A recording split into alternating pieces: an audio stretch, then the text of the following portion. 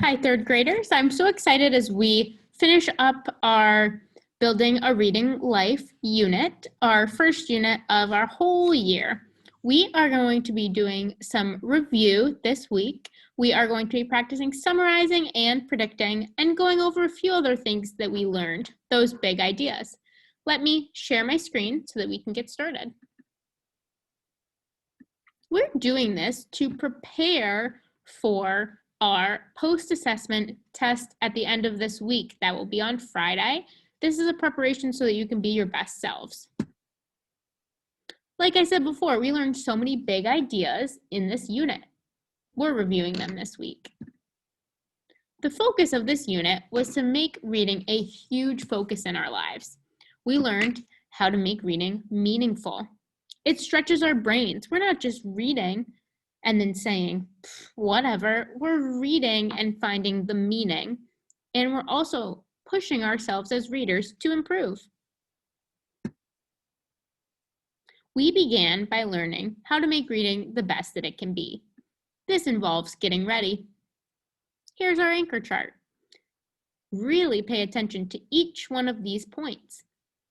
To make reading the best it can be, I will find a good reading spot, maybe a chair by the window or a beanbag, maybe even your bed if you can focus. We'll talk about books with our friends and family. We'll choose books that we love. We will read books like they're goals, like we can't get enough. We'll check and make sure that we're reading just right books, and we'll check that books are just within our reach. We'll study reading patterns and set new goals, especially when we get back in the classroom together. We'll have reading logs, and we'll set up systems for finding and sharing great books. A few things that are key during virtual learning for setting ourselves up for a successful reading time is finding a comfy, quiet place to read where we are not distracted. We also need to know how to use Epic or the books that we have at home to choose a just right book.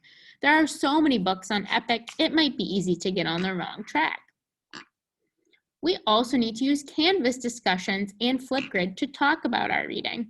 We don't have friends to our left and right at home, but we do have them through a screen. We also learned how readers can understand a story. Readers understand a story by, and again, friends, pay good attention to each one of these points. Readers understand a story by giving themselves comprehension checks, making sure we understand what has just happened or what is happening or how it ties into a story. We think, what mind work is this text signaling me to do next? So what am I going to have to do? Am I going to have to make a mind movie or make a timeline of events? What work am I going to have to do? We also have to predict what will happen next based on things that have already happened, things that we know, or big ideas. And we also understand a story by retelling the big parts of the book that we have previously read. So not every tiny detail. We don't summarize or retell every single detail, but we do tell the big ideas. And there are two key skills that stand out to me, and we need to focus on them to better our understanding as readers. It's predicting what will happen next and summarizing or retelling. Summarizing and retelling are the same thing. Predicting. We think about what we know already and make a guess, otherwise known as a prediction, of what will happen next in our story.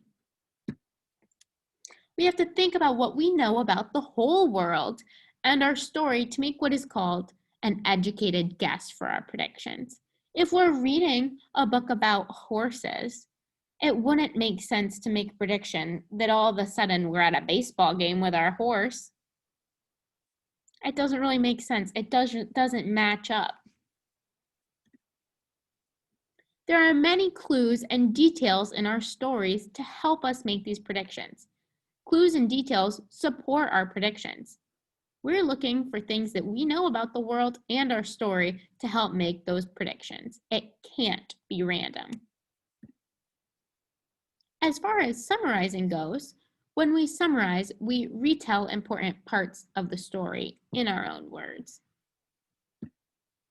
When we summarize or retell, we have to choose which parts are really important in our story. Again, like I mentioned before, we're not just choosing the small details. When we summarize, we also have to use our own words. This is so important to remember. We do not just learn these skills and move on. It would be silly. We're going to use these skills in our everyday reading lives. We will be taking the time this week to really make sure you are taking the most out of this unit as you can. We will be talking more about summarizing and predicting in the upcoming lessons. So make sure that you are really listening and trying your hardest to prepare for Friday's post-assessment.